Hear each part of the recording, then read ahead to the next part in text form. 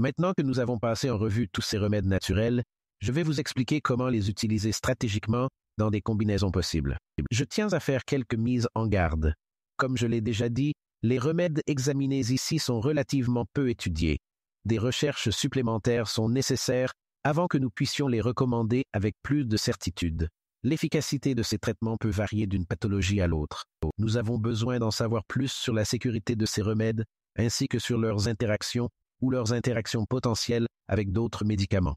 La thérapie combinée doit toujours être considérée comme une stratégie viable si la monothérapie s'avère inefficace. Il existe des rapports dans lesquels différents remèdes naturels ont été combinés avec succès à des médicaments enregistrés. Par exemple, les acides gras oméga 3 et la SAMe, S-adénosylméthionine, ont tous deux été combinés avec succès aux antidépresseurs classiques pour traiter les dépressions résistantes. Le Jingo a été associé avec succès au donépézil dans le traitement de la démence, principalement de type Alzheimer. La principale mise en garde concernant l'utilisation du Jingo est que certaines personnes qui prennent des anticoagulants ou qui sont sur le point de subir une intervention chirurgicale devraient cesser de prendre du Jingo, car le Jingo inhibe le facteur d'activation des plaquettes et peut augmenter le risque d'hémorragie. D'autres stratégies consistent à associer la mélatonine ou la valériane aux benzodiazépines en cas d'anxiété et d'insomnie plus grave. D'autres exemples incluent la combinaison de l'inositol avec le clonazepam pour les attaques de panique réfractaire. Le ginkgo ou la racine de maca peuvent être associés aux antidépresseurs classiques en cas de dysfonctionnement sexuel induit par les antidépresseurs. L'ANAC pourrait être associé aux stabilisateurs de l'humeur standard dans les cas de manie bipolaire qui ne répondent pas aux stabilisateurs de l'humeur seule. Parlons donc un peu des combinaisons naturelles. Que se passe-t-il si vous avez un patient souffrant d'une comorbidité qui tient absolument à suivre un régime purement naturel? Certaines stratégies spéculatives peuvent inclure la combinaison du millepertuis avec la valériane ou la mélatonine pour la dépression et l'insomnie. Certains rapports font état d'une réussite dans ce domaine. Le millepertuis pourrait être associé au kava dans les cas de dépression avec anxiété généralisée. Le kava doit être utilisé avec prudence, car des problèmes hépatiques ont été signalés.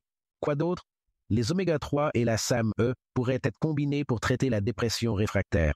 La SAMe ou les oméga 3 pourraient être combinés à l'inositol dans le cas de la dépression bipolaire.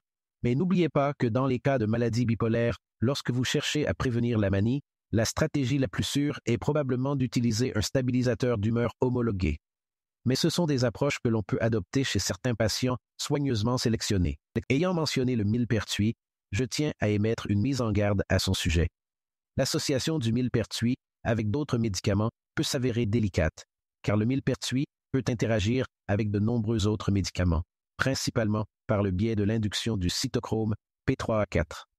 Il peut en résulter une réduction de l'activité de plusieurs médicaments, warfarine, cyclosporine, pilules contraceptives, certains médicaments anti-VIH, zolpidem et olanzapine, entre autres. Autre mise en garde importante, le millepertuis ne doit pas être associé à des médicaments sérotoninergiques tels que les ISRS, car il contient une légère activité inhibitrice de la monoamine oxydase.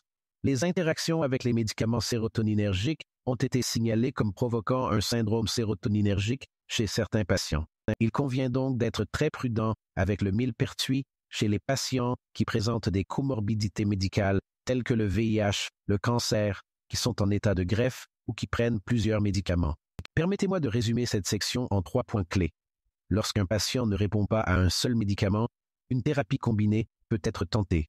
De nombreux remèdes naturels présentés ici peuvent être combinés les uns avec les autres, afin de cibler les affections comorbides telles que la dépression et l'anxiété, ou d'autres combinaisons de maladies.